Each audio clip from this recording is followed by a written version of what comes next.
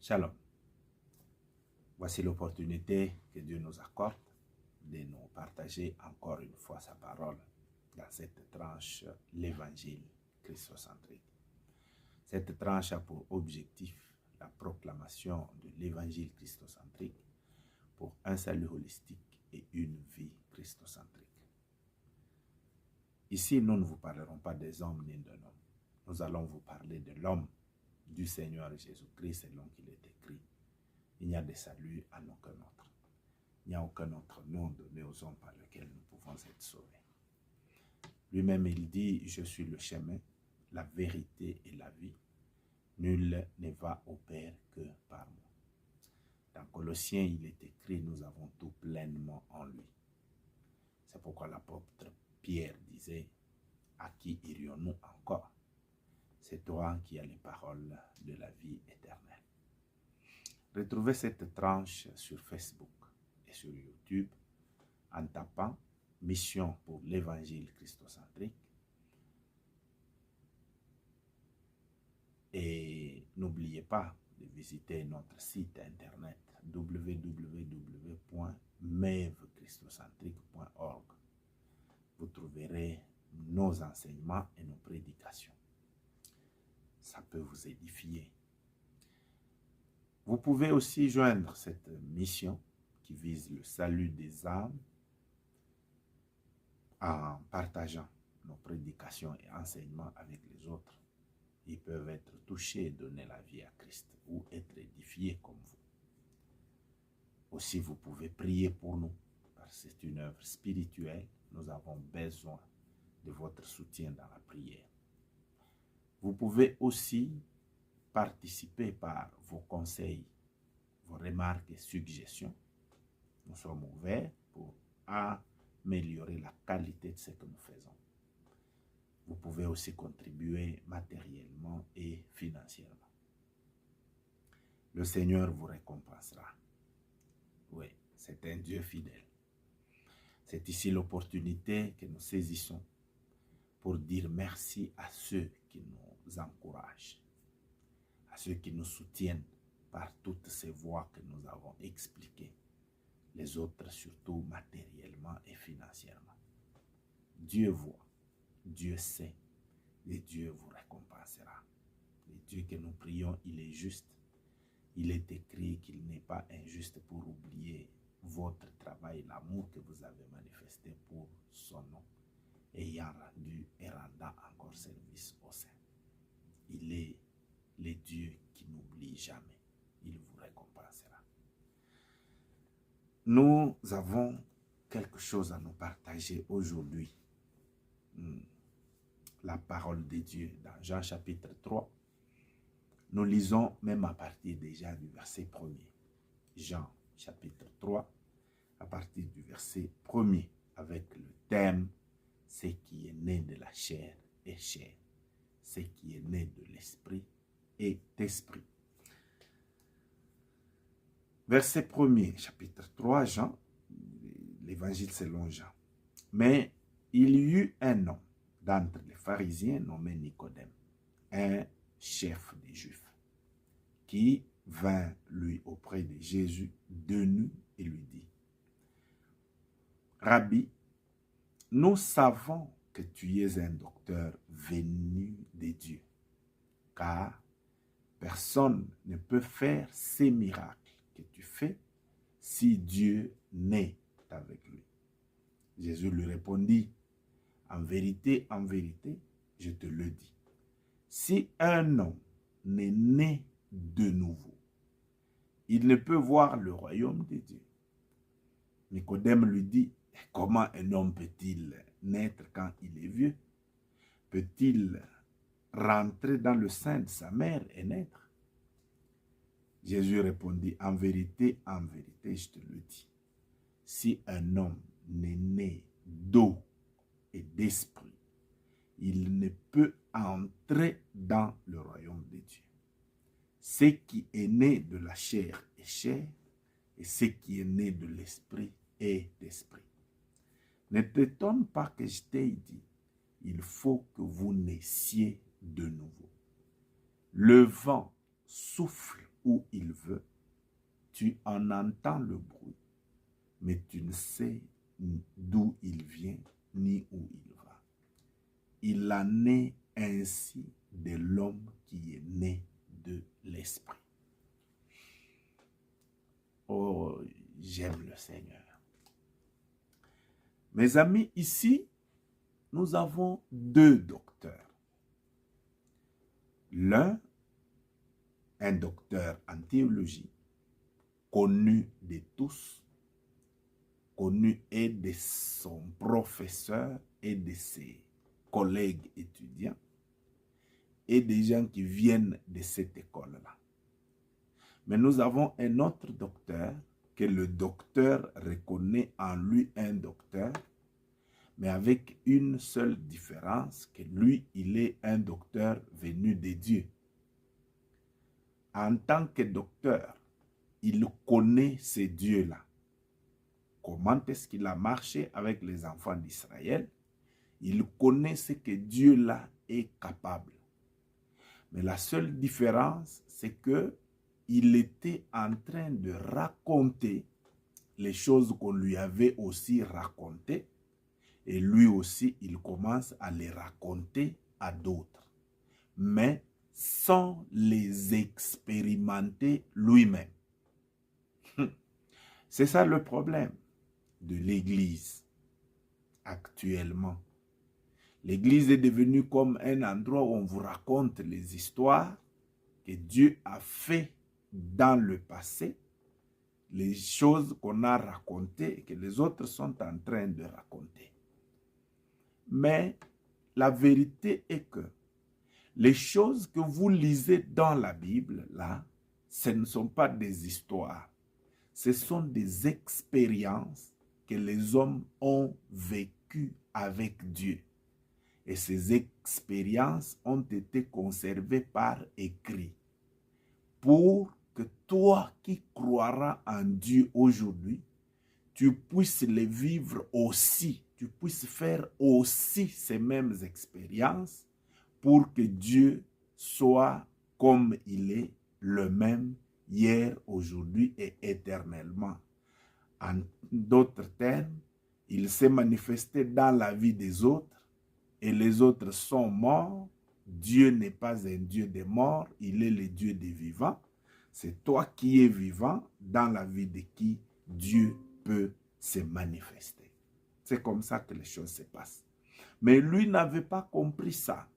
Il était un enseignant, il était un pharisien qui connaissait ces choses, mais qui avait enfermé Dieu dans le passé, mais il ne pouvait pas l'expérimenter.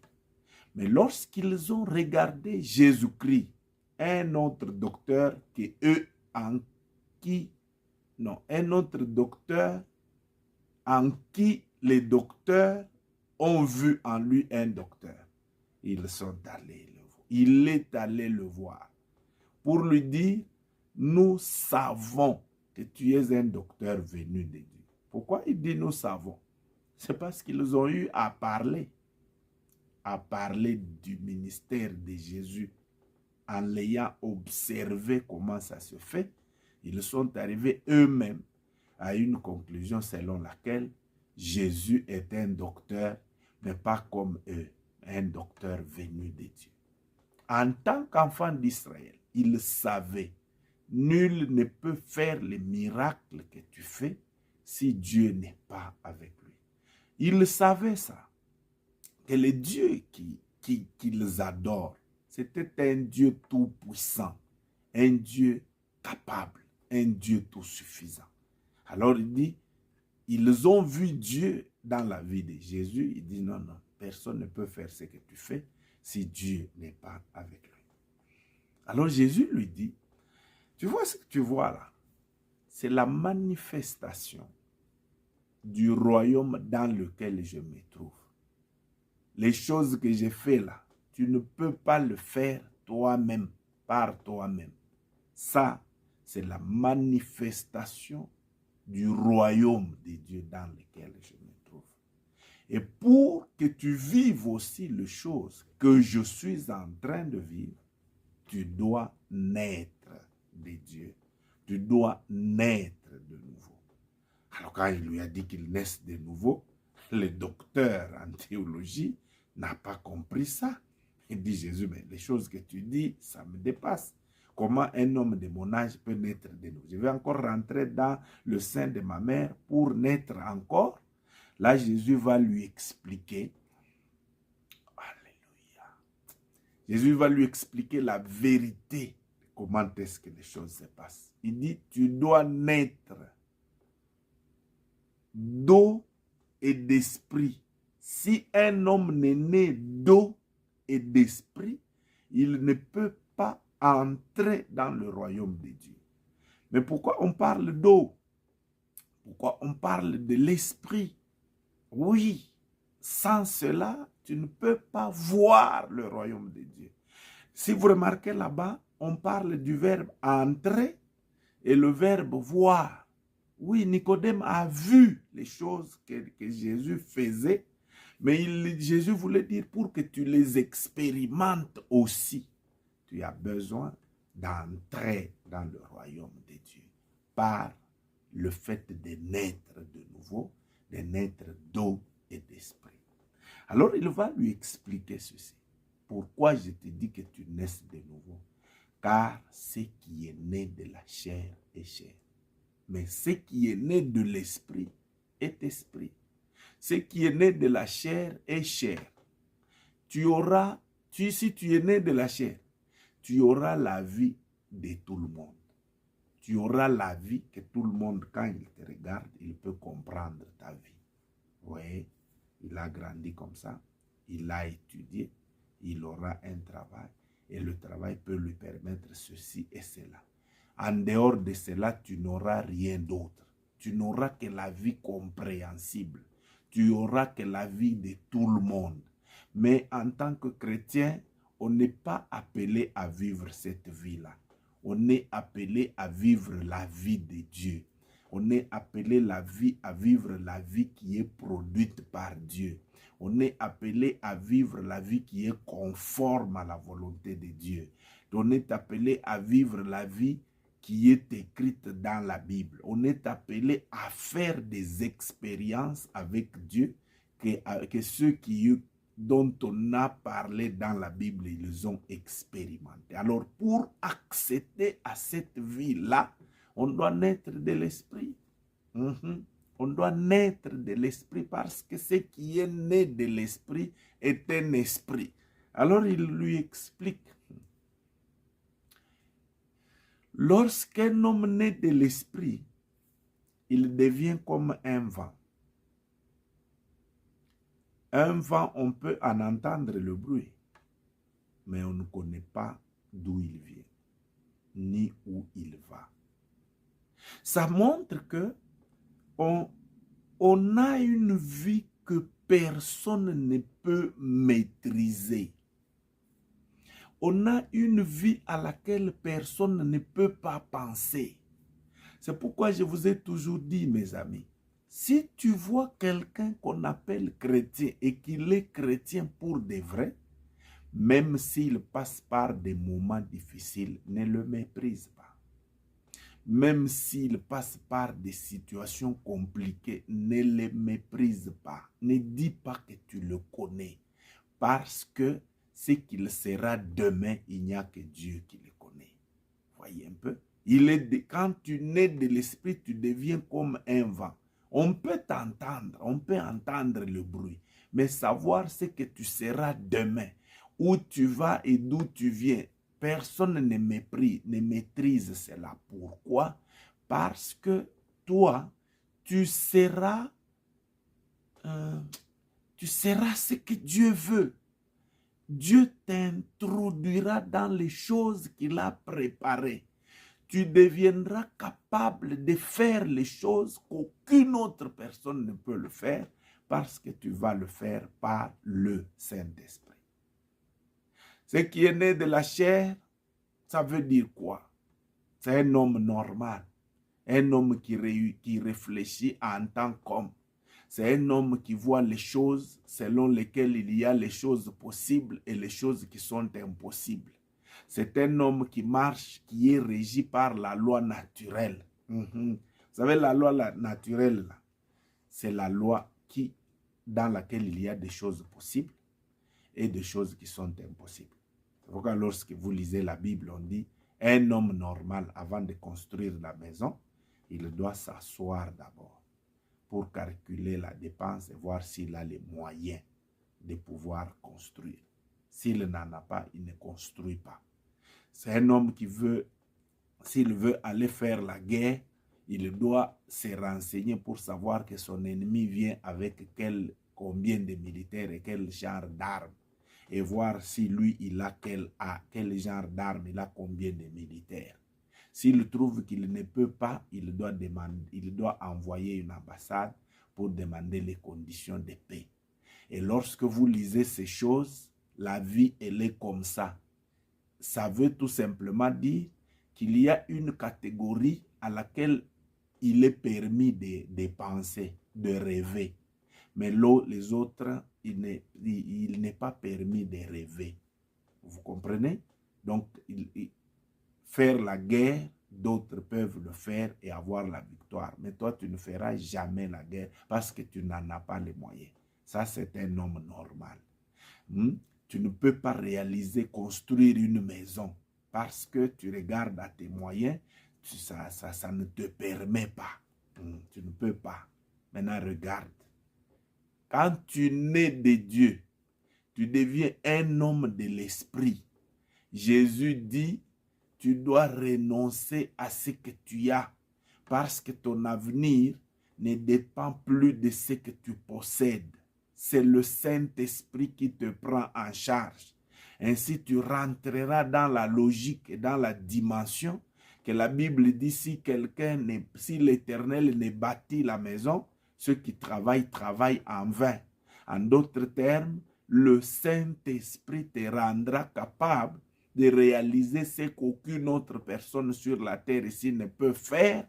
Et quand les gens voient ça, ils glorifient l'Éternel. C'est à ça que toi et moi nous sommes appelés. Voilà pourquoi tu dois naître d'en haut.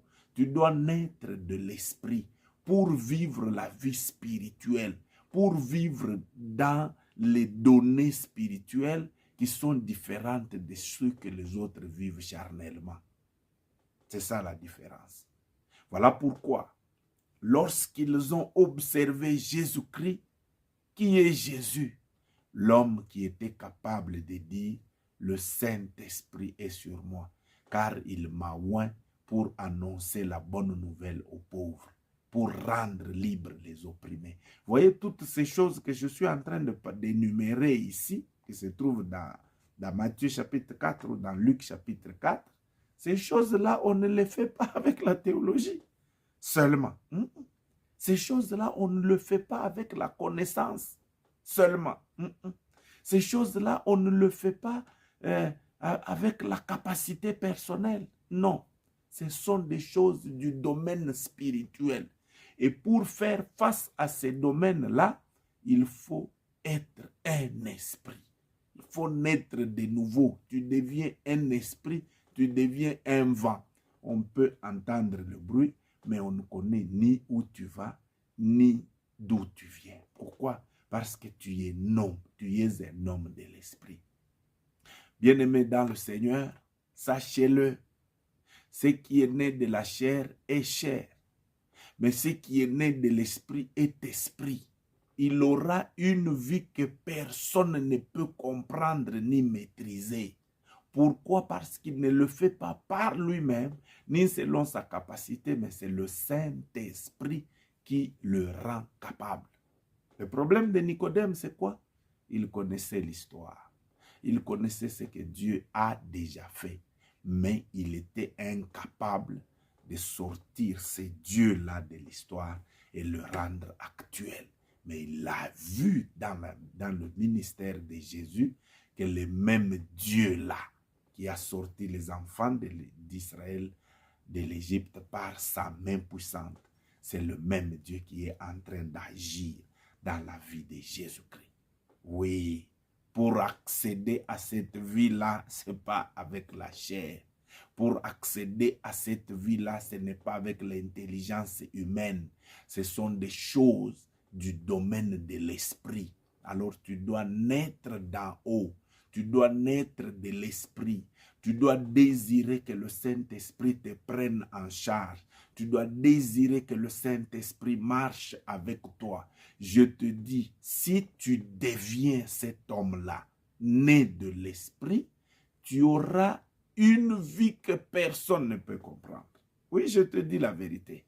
Parce que c'est la vie de Dieu que seul le Saint-Esprit est capable de produire.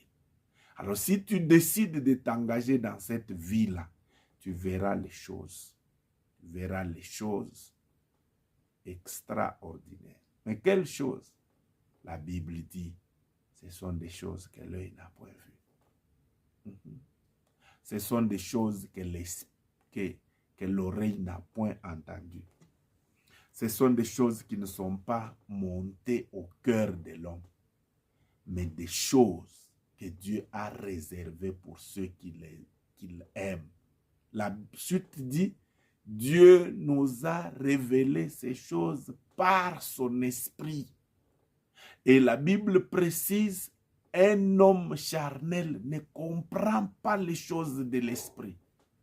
Un homme charnel ne comprend jamais les choses de l'esprit. Mais un homme spirituel, oh, il est comme un vent. On ne le comprendra jamais.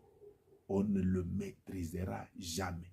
C'est pourquoi tu peux voir une personne avec qui vous étiez dans la débauche, avec qui vous étiez dans les coups, avec qui vous étiez dans la mafia, avec qui vous étiez dans des bars, avec qui vous étiez dans toutes sortes de mauvaises choses. Tu le vois aujourd'hui, un homme transformé et changé.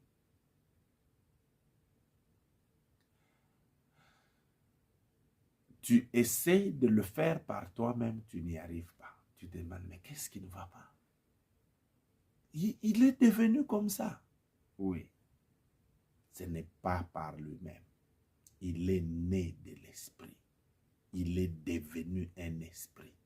Tu ne le maîtriseras jamais. Tu ne le comprendras jamais.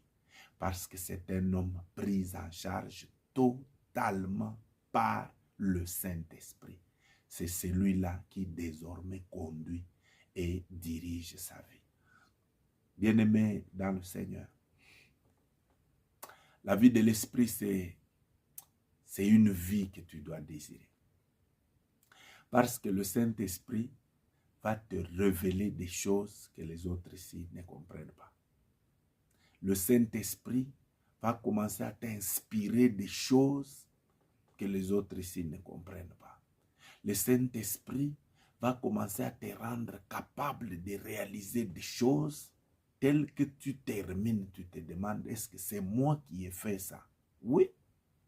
Vous savez pourquoi? Parce que les gens de ce monde, ils comprennent les données spirituelles. Malheureusement, ils vont chez les féticheurs. Ils vont chez les marabouts. Ils vont chez les gens des sciences occultes. Ils vont chez les gens qui touchent à des choses secrètes, aux sciences secrètes, aux sciences occultes. Ils vont chez les sorciers. Ils vont attraper la sorcellerie.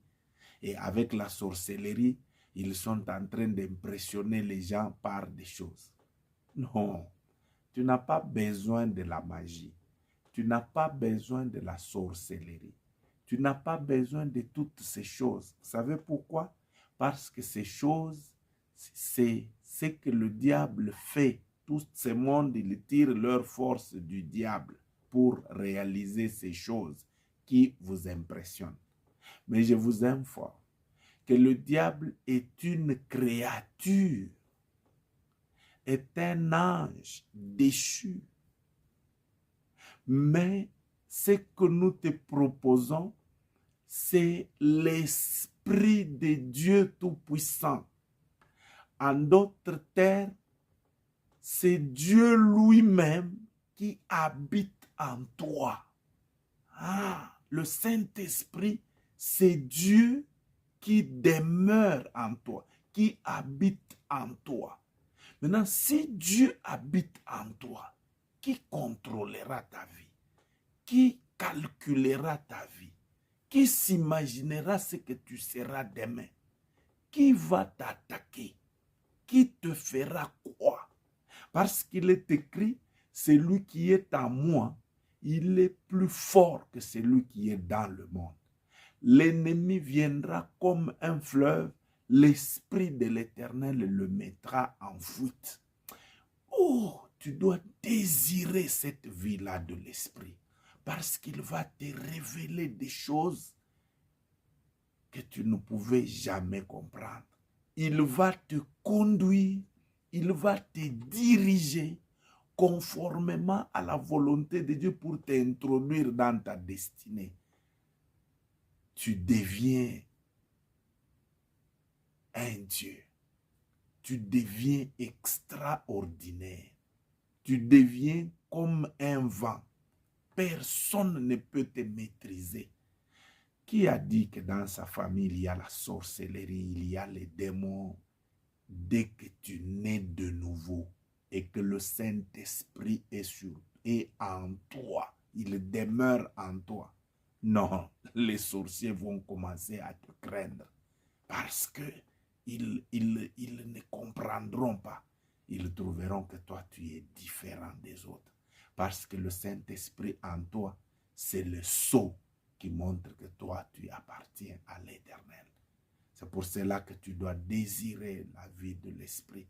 Tu dois lui dire, je désire naître d'en haut. Je désire naître du Saint-Esprit. Je veux que le Saint-Esprit me conduise. Je veux que le Saint-Esprit me prenne en charge. Je veux que le Saint-Esprit dirige ma vie. Celui qui est né de l'Esprit est Esprit. Il faut que tu naisses d'en haut et tu vivras les choses, la manifestation du royaume de Dieu. Mais comment est-ce que tu recevras le Saint-Esprit? Mais si tu reçois Jésus-Christ comme ton Seigneur et ton Sauveur, quand tu le recevras, tu auras le pouvoir de devenir enfant de Dieu qui est né non pas selon la chair, mais de l'Esprit. Si c'est ta décision, prie avec moi. Seigneur Jésus, ce qui est né de la chair est chair. Il ne peut pas voir le royaume de Dieu. Aujourd'hui, j'ai pris la décision de naître de l'Esprit. C'est pourquoi je t'invite dans ma vie que tu sois mon Seigneur et mon Sauveur. Que le Saint-Esprit habite en moi. Qu'il me conduise désormais conformément à la volonté de Dieu. Je veux naître de l'Esprit. Je veux que tu sois mon Seigneur. Je veux être dit